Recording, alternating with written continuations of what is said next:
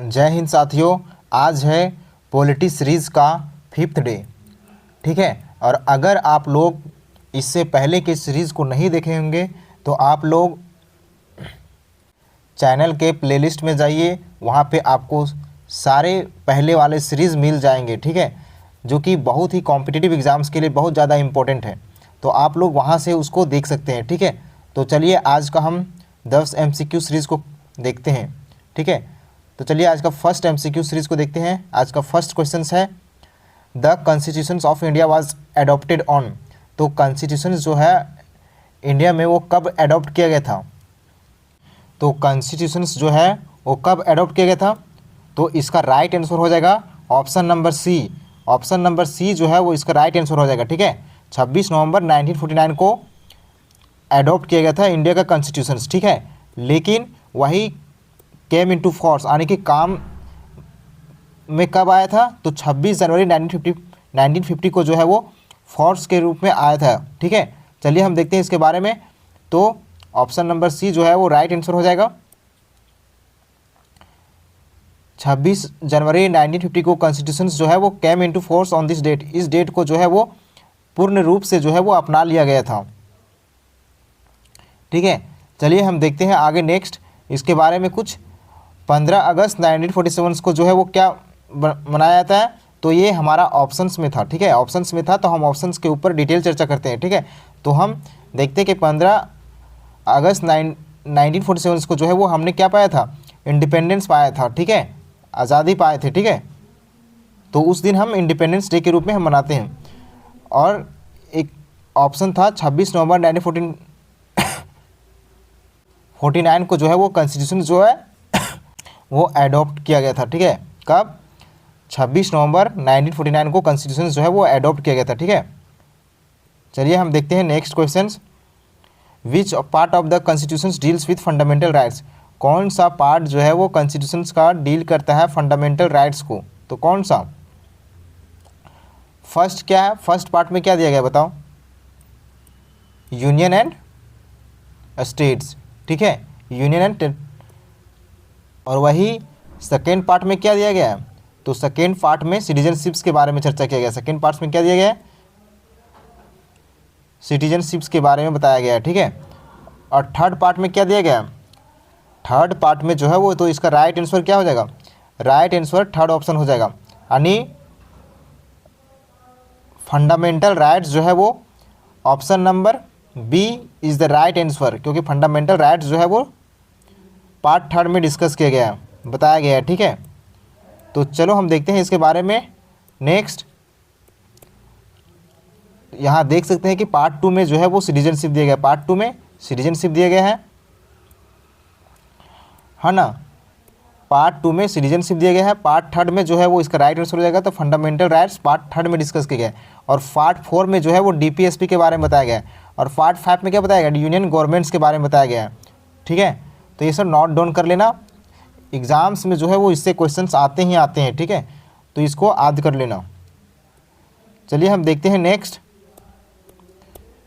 देख सकते हैं कि अगर हम कुछ इसका और इम्पोर्टेंट पॉइंट्स को देखें तो देख सकते हैं कि फंडामेंटल राइट्स जो है वो कब, कहाँ से कहाँ, किस से किस आर्टिकल तक है फंडामेंटल राइट्स? तो 12 से 35, कितना? 12 से 35 आर्टिकल जो है वो फंडामेंटल राइट्स के बारे में बताता है। ठीक है, और डायरेक्टिव प्रिंसिपल्स का बात करें, DPSP का बात करें, जो कि हमारे कॉन्स्टिट्यूशंस में आयरलैंड से लिया गया है। DPSP जो है कहाँ से लिया गया है? आयरलैंड से। तो DPSP जो है वो कितना से कितना आर्टिकल है? 36 से 51। कितना? 36 से 51। और वही फंडामेंटल ड्यूटीज़ का बात करें, अगर फंडामेंटल ड्यूटीज़ का बात करें तो उसके लिए 51A, कौन सा आर्टिकल? 51A जो है वो फंडामेंटल ड्यूटीज़ के बारे में बताया गया है। ठीक है, और वहीं बात करें यूनियन एंड स्टेट्स। ठीक है, तो ये पार्ट फर्स्ट में बताया गया है। इसके बारे में पार्ट फर्स्ट में बताया गया है आर्टिकल 1 से 11 तक। ठीक है, नेक्स्ट इमरजेंसी प्रोविजंस के बारे में कहाँ बताया गया? तो इमरजेंसी प्रोविजंस के बारे में आर्टिकल 352 से 360 के तहत। ओके, चलो नेक्स्ट क्वेश्चंस को देखते हैं। नेक्स्ट क्वेश्चन से बताया गया है which fundamental right is available to foreigners. तो कौन सा फंडामेंटल राइट्स जो है वो फॉरेनर्स के लिए अवेलेबल है और कौन सा फंडामेंटल राइट्स जो है वो इंडियंस के लिए अवेलेबल है, इसके बारे में हम यहाँ पे चर्चा करेंगे। ठीक है, इसका जो राइट आंसर हो जाएगा 15, 16 और 19 जो है ना वो केवल और केवल जो है वो इंडियंस लोगों को प्रोवाइड है।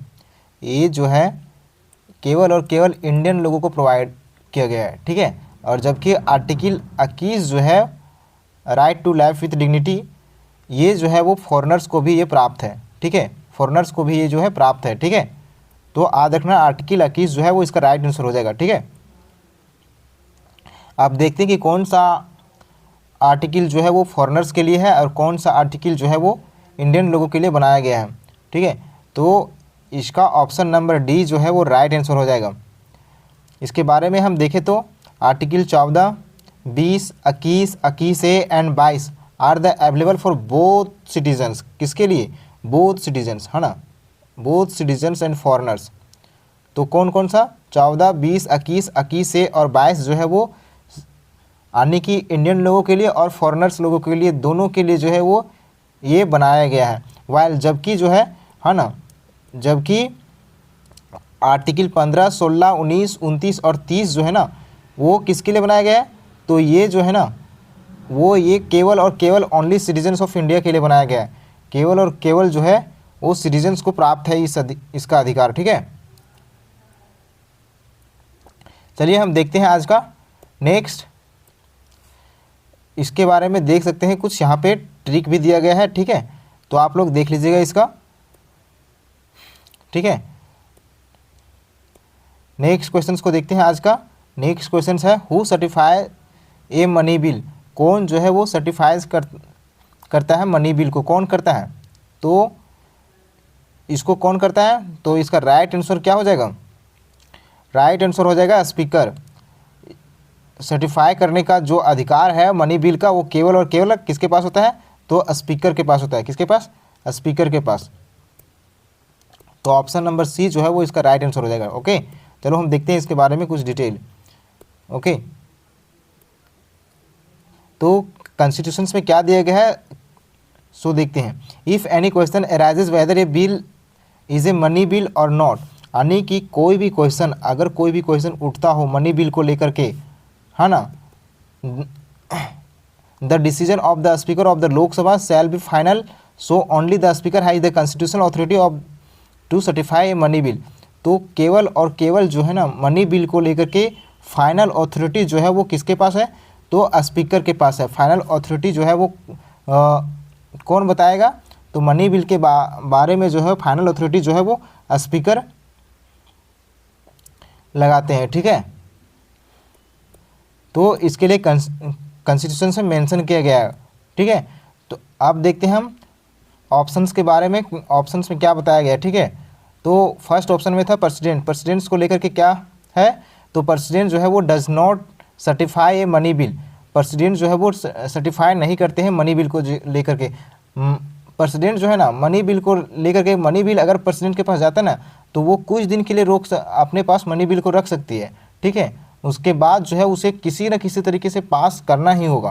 यानी मनी बिल को जो है ना प्रेसिडेंट को रोकने का अधिकार भी नहीं है। ठीक है, तो देखते हैं हम आगे इसका रोल क्या है प्रेसिडेंट्स का। ठीक है, प्रेसिडेंट्स का रोल देखते हैं। तो give assent to the bill after it is passed. अगर बिल को एसेंट जो है ना सहमति देना पड़ता है बिल को। अगर मनी बिल अगर प्रेसिडेंट के पास आता है तो उसे जो है उसे पास करना पड़ता है, मतलब किसी भी तरीके से उसे प्रेसिडेंट को सहमति मिलना ही पड़ता है। ठीक है, प्रेसिडेंट जो है वो उसको इग्नोर नहीं कर सकती है, उसको रोक के नहीं रख सकती है। ठीक है, तो ऐसा अधिकार है मनी बिल को लेकर के। Can return an ordinary bill but not a money bill. हाँ देखो, अगर ऑर्डिनरी बिल रहा और अगर प्रेसिडेंट के पास जाता है तो वो उसे रोक सकती है। प्रेसिडेंट के ऑर्डिनरी बिल रहा तो उसे रोक सकती है। ऑर्डिनरी बिल के बारे में हम पहले लेक्चर में बहुत अच्छे से चर्चा किए हैं। अगर आप लोगों को नहीं पता होगा तो जाके देख सकते हो। ठीक है, बट मनी बिल को लेकर के प्रेसिडेंट जो है वो इसे नहीं रोक सकती है। मनी बिल के अगर आता है प्रेसिडेंट के पास तो वो रोक नहीं सकती है मनी बिल को, ठीक है। अब देखते हैं next, president has no deciding power, president के पास कोई डिसाइडिंग पावर नहीं होता है on the nature of bill, ठीक है, यानी मनी बिल को लेकर के किसी प्रकार से उसे रोकने का अधिकार नहीं मिला होता है, ठीक है। तो ये कॉन्स्टिट्यूशन में दिया गया हमारा है, ठीक है। चलो हम देखते हैं नेक्स्ट आज का question, emergency due to failure of constitutional machinery is called, यानी कि अगर कहीं पे ऐसा लग रहा है, ठीक है, कहीं पे ऐसा लग रहा है, मान के चलो कि वहाँ हमारे देश में कॉन्स्टिट्यूशन अच्छा तरह से इम्प्लीमेंट नहीं कर रहा है, तो अगर प्रेसिडेंट चाहेगी ना तो वहाँ पे क्या प्रेसिडेंट्स रूल लगा सकती है, क्या लगा सकती है, प्रेसिडेंट्स रूल लगा सकती है। तो इसका राइट आंसर क्या हो जाएगा, प्रेसिडेंट्स रूल्स जो है वो इसका राइट आंसर हो जाएगा, ठीक है। चलो हम देखते हैं इसके बारे में नेक्स्ट, ऑप्शन नंबर सी जो है वो राइट आंसर हो जाएगा। तो आर्टिकल 356 में बताया गया है of the Indian constitutions deals with the failure of constitutional machinery, constitutional machinery in A state, अगर कोई स्टेट जो है वो कॉन्स्टिट्यूशंस के हिसाब से नहीं चल रहा है, ठीक है, तो वहाँ पे हम प्रेसिडेंट्स रूल को लागू कर सकते हैं। दिस सिचुएशंस क्या है, this situations is commonly known as the president's rule, तो वहाँ पे हम क्या कर सकते हैं, प्रेसिडेंट्स रूल को लागू कर सकते हैं। उस स्टेट पे जो है वो हम प्रेसिडेंट्स रूल को क्या कर सकते हैं, लागू कर सकते हैं। तो आर्टिकल ये 356 में बताया गया, कहाँ बताया गया, 356 में इस चीज़ का बारे में बताया गया है, ठीक है, कि अगर कोई स्टेट जो है वो सेंटर का कोई सेंटर लॉज को नहीं मान रहा है, ठीक है, यानी कॉन्स्टिट्यूशन के खिलाफ जा रहा है, तो वहाँ पे हम क्या कर सकते हैं, वहाँ पे हम प्रेसिडेंट्स रूल को इम्प्लीमेंट कर सकते हैं, ठीक है। देखते हैं हम नेशनल इमरजेंसी जो है वो ऑप्शंस में था, तो हम बोले कि ऑप्शंस को लेकर के हम डिटेल चर्चा करते हैं। तो ऑप्शंस के सारे ऑप्शंस के ऊपर हम देखेंगे कि इसके मुख्य बातें क्या हैं, क्या इससे एग्ज़ाम में आने का चांस है, ठीक है। अगर एग्ज़ाम में थोड़ा सा भी आने का चांस रहेगा तो हम उसके ऊपर पूर्ण रूप से चर्चा करेंगे, ठीक है। तो नेशनल इमरजेंसी जो है वो कौन सा आर्टिकल में बताया गया है कॉन्स्टिट्यूशंस में, तो नेशनल इमरजेंसी के बारे में 352 आर्टिकल में जो है वो बताया गया है, कहाँ पे, 352 में, ठीक है। तो इसके बारे में हम अगर डिफाइन करें कि क्या है नेशनल इमरजेंसी, तो emergency declared when the security of India और any part is threatened due to war, external aggressions और आर्म रिवेलियन, यानी कि इमरजेंसी जो है वो डिक्लेयर किया जा सकता है, इमरजेंसी डिक्लेयर किया जा सकता है अगर इंडिया में कोई धमकी मिल रहा है, किसी प्रकार का धमकी कोई दे रहा है एक्सटर्नल कंट्री, तो फिर हम वहाँ पे क्या कर सकते हैं, अगर सिचुएशन ज़्यादा ख़राब हो तो हम ड्यू टू वार के दौरान जो है ना, अगर वार के दौरान जो है वो हम नेशनल इमरजेंसी जो है घोषित कर सकते हैं अपने देश में, ठीक है। एक्सटर्नल एग्रेशंस हो रहा हो तब भी हम वहाँ पे क्या कर सकते हैं, नेशनल इमरजेंसी जो है वो इम्प्लीमेंट कर सकते हैं, है ना। वार के समय हम नेशनल इमरजेंसी इम्प्लीमेंट कर सकते हैं, आर्म रिवेलियन हो रहा हो फिर भी हम नेशनल इमरजेंसी को जो है वो इम्प्लीमेंट कर सकते हैं with the help of article 352, ठीक है। चलिए देखते हैं हम नेक्स्ट फाइनेंशियल इमरजेंसी। तो फाइनेंशियल इमरजेंसी के बारे में जो है वो कौन सा आर्टिकल में बताया गया है, तो फाइनेंशियल इमरजेंसी के बारे में जो है वो 360 आर्टिकल में बताया गया, कौन सा, 360 में जो है वो बताया गया कि फाइनेंशियल इमरजेंसी इम्प्लीमेंट किया जा सकता है, कब, इसके बारे में हम देखते हैं, ठीक है। तो राष्ट्र में जो है फाइनेंशियल इमरजेंसी को कब लागू किया जा सकता है, तो हम इसके बारे में देखते हैं। डिफिनेशन इसके बारे में देख सकते हैं कि emergency declared when the financial stability, यानी कि जब राष्ट्र में जो है ना वित्तीय रूप से मतलब जब धन की कमी हो जाए, इस तरह का सिचुएशन उत्पन्न हो जाए ना राष्ट्र में, तो जो है ना वहाँ पे हम इम्प्लीमेंट कर सकते हैं फाइनेंशियल इमरजेंसी जो है वो उस राष्ट्र में लागू कर सकते हैं, ठीक है।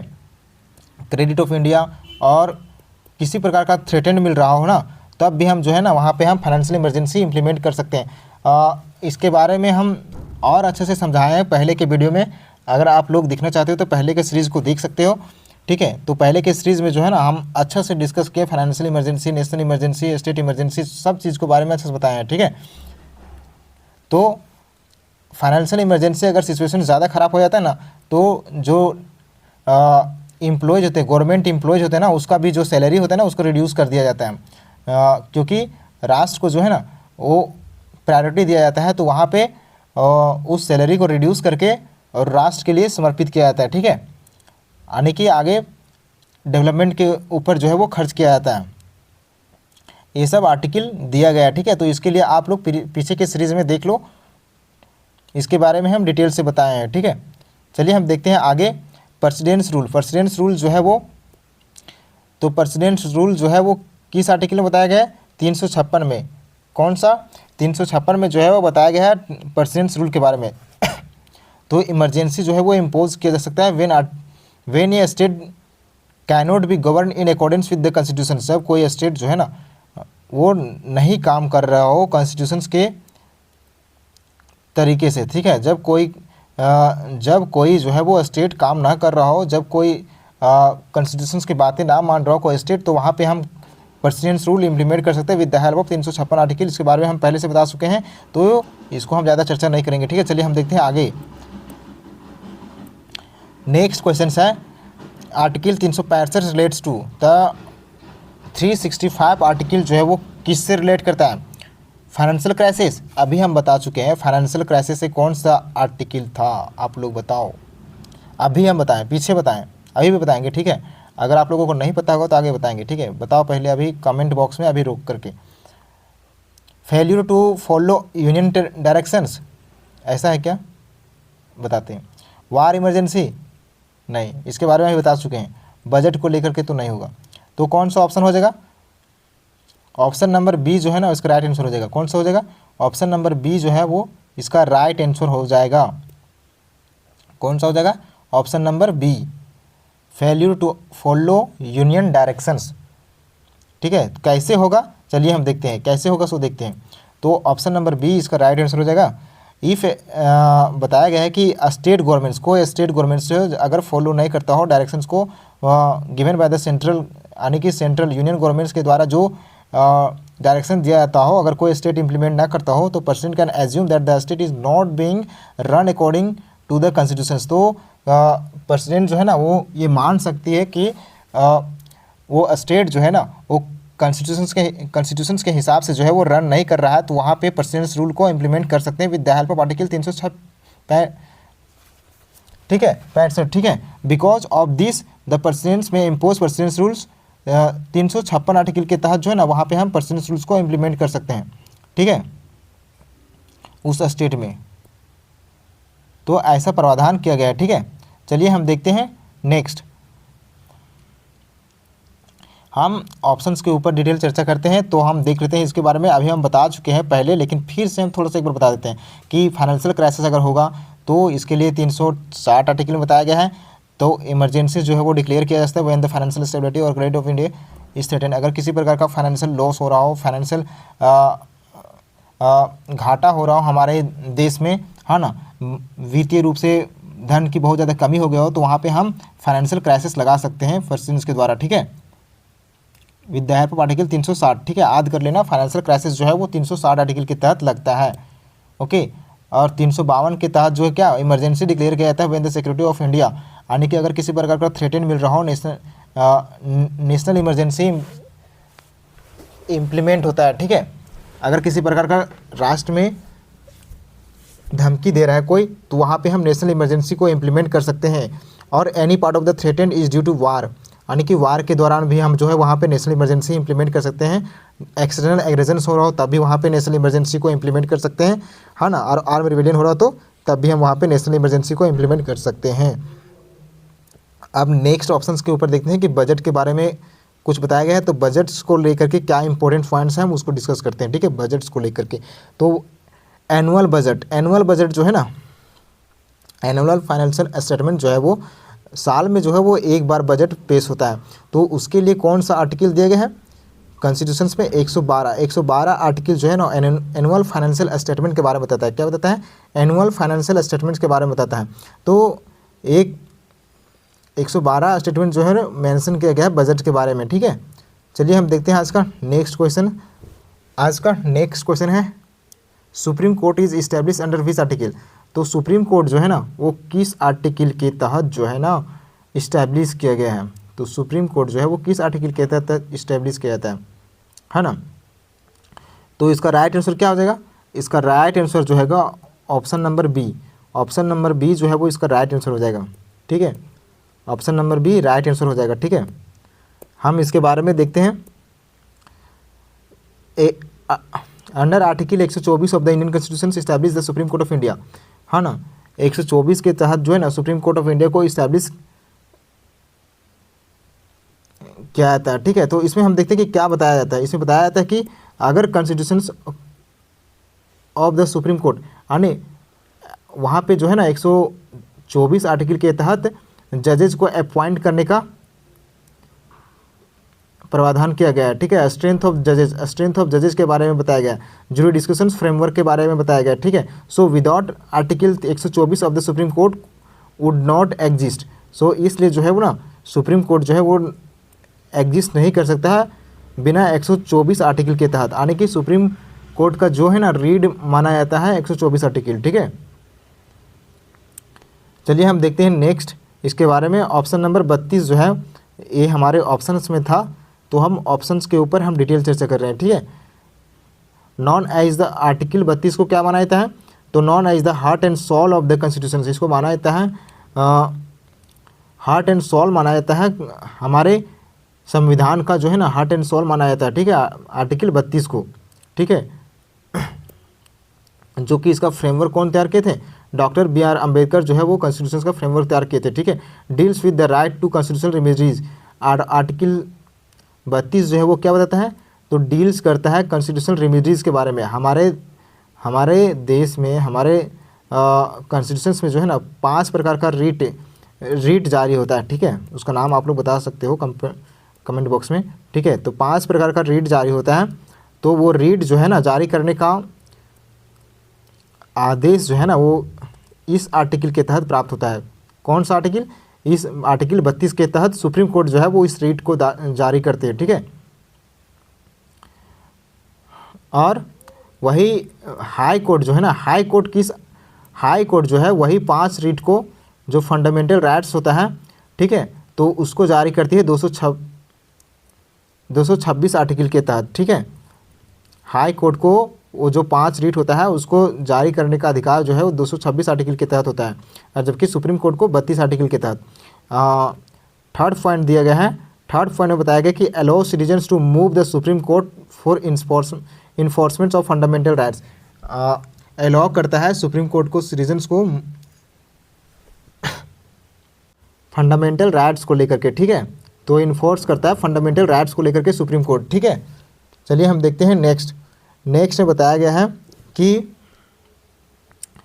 इंडियन कॉन्स्टिट्यूशन जो है वो क्या है, रिजिड है, फ्लेक्सिबल है, नाइदर कुछ नहीं है, या बोथ रिजिड एंड फ्लेक्सिबल है। तो इंडिया का कॉन्स्टिट्यूशन क्या है, बोथ रिजिड और फ्लेक्सिबल जो है वो दोनों है। क्या है, रिजिड और फ्लेक्सिबल जो है वो दोनों है भारत का संविधान, है ना, ऐसा है ना। हाँ, भारत का संविधान जो है वो रिजिड भी है और फ्लेक्सिबल भी है। ठीक है, तो चलिए हम देखते हैं ऑप्शन नंबर डी जो है वो इसका राइट आंसर हो जाएगा। इसके बारे में हम डिटेल देखते हैं। तो एक्सप्लेनेशंस के रूप में देते हैं, the Indian constitution is partially rigid and partially flexible. तो भारत का संविधान जो है ना वो पूर्ण रूप से रिजिड भी नहीं है और पूर्ण रूप से जो है ना फ्लेक्सिबल भी नहीं है, यानी कि इतना आसान नहीं है संविधान को संशोधन कर पाना, और इतना भारी भी नहीं है कि संविधान को संशोधन नहीं किया जा सकता। ठीक है, सो इट इज़ कॉल्ड क्या कहलाता है, तो भारत का जो है ना वो कहलाता है ये क्वाजी रिजिड मतलब उतना ज़्यादा हार्ड भी नहीं और उतना ज़्यादा आसान भी नहीं है, या फिर हाइब्रिड कॉन्स्टिट्यूशन कहलाता है। ठीक है, याद रखना इस पॉइंट्स को। अदर कंट्रीज़ जैसे कि हम देख सकते हैं कहाँ पे रिजिड कॉन्स्टिट्यूशन है, तो यूएसए में जो है ना वो संविधान में संशोधन करना हो तो उसके लिए बहुत आसान नहीं होता है। यूएसए में वेरी डिफ़िकल्ट होता है संविधान को संशोधन कर पाना, और जबकि ऑस्ट्रेलिया में भी उसी तरह का कुछ है। ठीक है, तो ऑस्ट्रेलिया में जो है संविधान को संशोधन कर पाना आसान नहीं होता है। ठीक है, तो ये हो गया रिजिड कॉन्स्टिट्यूशन का एग्जाम्पल। ठीक है, अगर एग्ज़ाम में आएगा तो इसको नोट डाउन कर देना, या फिर एग्जाम्स में अगर एमसीक्यू के रूप में आएगा तो आप लोग इसको देख लीजिएगा। ठीक है, other countries with flexible constitution with examples, जैसे कि यूके में क्या है, तो यूके में जो है ना फ्लेक्सिबल कॉन्स्टिट्यूशन है, यानी कि वहाँ पे जो है ना कॉन्स्टिट्यूशन को चेंज कर पाना, कॉन्स्टिट्यूशन में चेंजेस ला पाना जो है ना वो आसान है। और न्यूजीलैंड में भी इस तरीके का कुछ चीज़ें हैं, ठीक है, जहाँ पे हम कॉन्स्टिट्यूशन में आसानी से चेंज कर सकते हैं, ठीक है। चलिए हम देखते हैं नेक्स्ट, आज का नेक्स्ट क्वेश्चन है, federal system with a strong centre is, federal system जो है ना वो एक स्ट्रॉन्ग सेंटर है क्या? यूनिटरी का, क्वाजी फेडरल, कन्फेडरेशन और प्रेसिडेंशियल। तो federal system with a strong centre है वो क्या कहलाता है, क्या कहलाता है?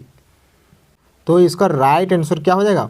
Option number B, option number B जो है वो क्वाजी फेडरल कहलाता है। क्या कहलाता है? क्वाजी फेडरल जो है वो federal system with a strong centre is क्या कहलाता है? क्वाजी फेडरल जो कहलाता है, ठीक है। चलिए हम देखते हैं इसके बारे में। तो why India is quasi federal, India जो है वो क्यों क्वाजी फेडरल है, इसके बारे में देखते हैं, ठीक है। तो federal structure with a strong central government, federal structure जो है ना वो क्या है? स्ट्रॉन्ग सेंट्रल गवर्नमेंट के लिए माना जाता है। तो क्यों है इंडिया जो है वो क्वाजी फेडरल क्यों है? तो यहाँ पे जो है ना डिवीज़न किया गया, पावर्स के क्या है? डिविजन्स किया गया है। इंडिया में पावर्स को डिवीज़न किया गया है बिटवीन सेंटर के बीच, स्टेट्स के बीच, और यानी कि यूनियन लिस्ट में, स्टेट लिस्ट और कॉन्क्लेव लिस्ट में जो है वो पावर्स को डिवीज़न किया गया है भारत में, ठीक है। तो इससे क्या होता है? आसानी होता है, मतलब पावर्स का डिवीज़न रहता है तो लोगों के बीच जो है ना वो आसानी से सॉल्यूशन हो सकता है, यानी कि ज़मीनी लेवल पे जो है ना वो आसानी से पहुंच सकता है। Union list, state list, state level पे अपना गवर्नमेंट होता है, यूनियन लेवल पे अपना, और कॉन्करेंट लिस्ट जो कि दोनों गवर्नमेंट्स देखती है, स्टेट गवर्नमेंट्स और यूनियन गवर्नमेंट्स जो है वो दोनों मिल करके जिस भी चीज़ को काम करेगी उसको हम कहते हैं कॉन्करेंट लिस्ट, ठीक है। चलिए हम देखते हैं यहाँ पे क्या होता है? इंडिपेंडेंट जुडिशरी होती है, कहाँ पे? इंडिपेंडेंट जुडिशरी होती है, ठीक है। But also unitary features, centre can intervene in states during emergency, लेकिन जो है ना सेंटर जो है ना वो इमरजेंसी के दौरान जो है वो इंटरवीन कर सकती है।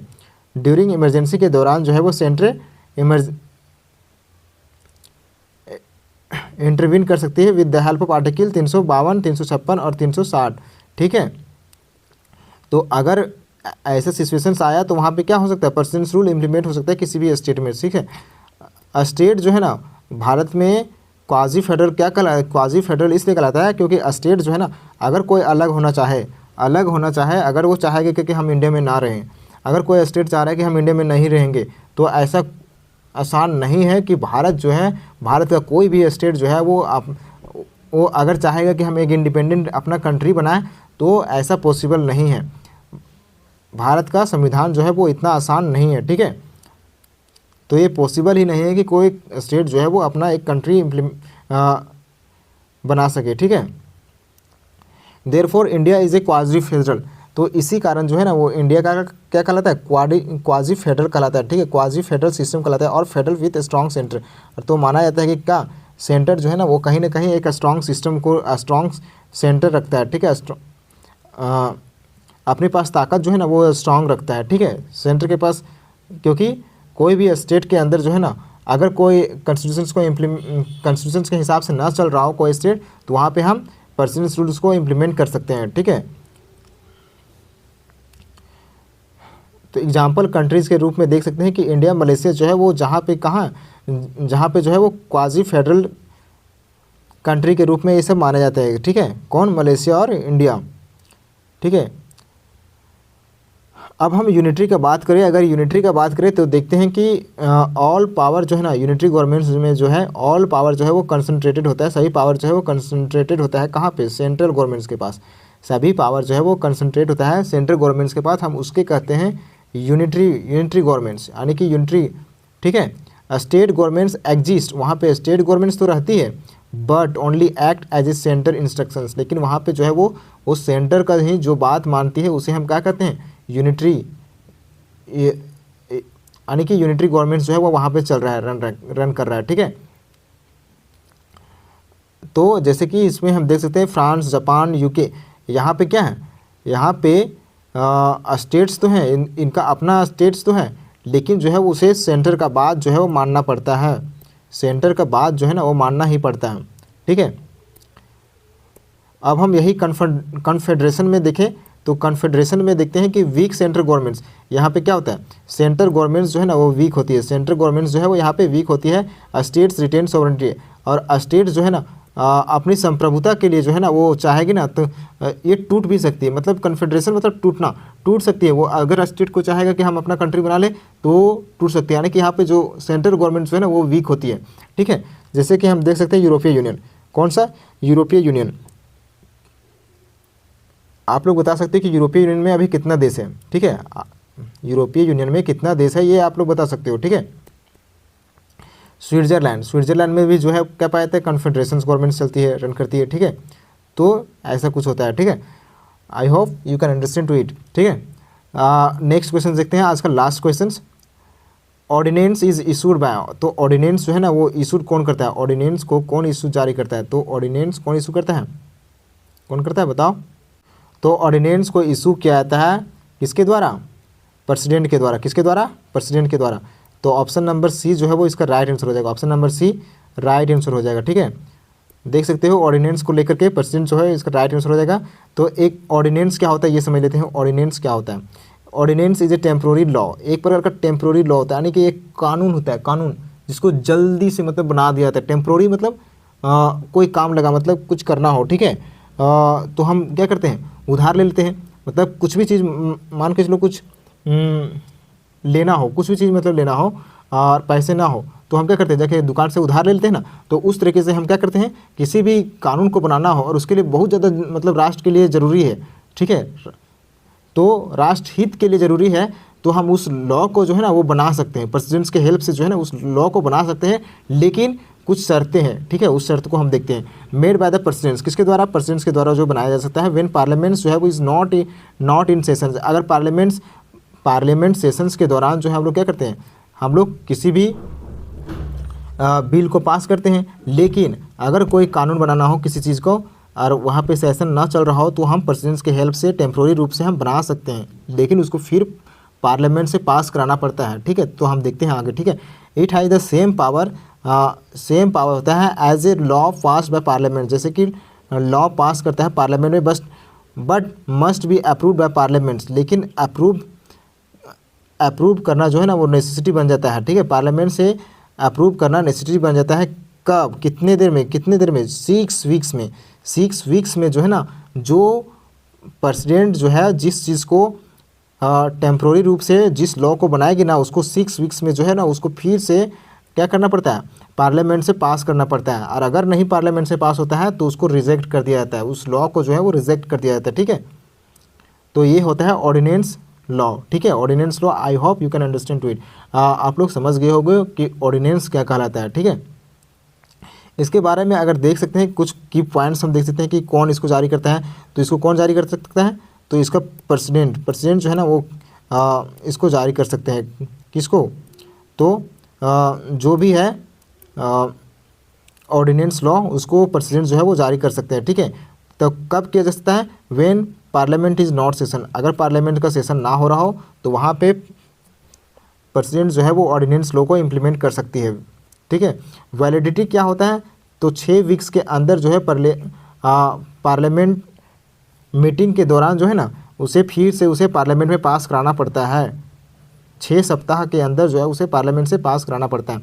पर्पस क्या होता है, to deal with urgent matters quickly, किसी प्रकार का अर्जेंट मैटर्स को डील करने के लिए हम उस लॉ को ला सकते हैं, लेकिन अगर हम उस लॉ को ला रहे हैं ना तो उसमें कॉन्स्टिट्यूशन का वायलेट ना होना चाहिए, यानी हम उस लॉ को तो ला सकते हैं लेकिन ऐसा नहीं कि हम कॉन्स्टिट्यूशन को वायलेट करके हम उस लॉ को लाएं, ठीक है, तो ऐसा ना होना चाहिए, ठीक है। चलिए हम देखते हैं आज का नेक्स्ट क्वेश्चन। नेक्स्ट हम देखते हैं इसके बारे में कुछ एग्जांपल्स बताएगा कि हम इसको अच्छे से अगर समझ सकते हैं। सपोज दैट जैसे कि the government needs to increase, जैसे कि कोई गवर्नमेंट्स जो है ना, किसी गवर्नमेंट्स को अगर ज़रूरत पड़ गया, नीड्स पड़ गया, to increase the schools funding urgently, आगे यानी कि स्कूल का फंडिंग जो है ना इंक्रीज़ करने के लिए जो है ना गवर्नमेंट जो है वो एक लॉ लाना चाहती है, उसके लिए जो पार्लियामेंट का सेशन अगर ना हो रहा हो तो वहाँ पे क्या किया जा सकता है, ऑर्डिनेंस लॉ के तहत जो है वहाँ पे फंडिंग लाया जा सकता है, लेकिन फिर बाद में जो है ना the presidents can issue an ordinance to approve this funding immediately, फिर जो है उसको प्रेसिडेंट जो है ना वो इमीडिएटली रूप से जो है वहाँ पे उस स्कूल में स्कूल के लिए जो है ना वो फंडिंग जो है वहाँ पे फंडिंग जो है वो दे देगी, ठीक है। लेकिन बाद में जो है विदिन 6 वीक्स उसे फिर से जो है पार्लियामेंट से अप्रूव कराना पड़ता है, ठीक है। आई थिंक आप लोगों को ये समझ में आ गया होगा कि ऑर्डिनेंस बिल जो है वो क्या होता है, ठीक है। थैंक यू, आज का इतना ही था।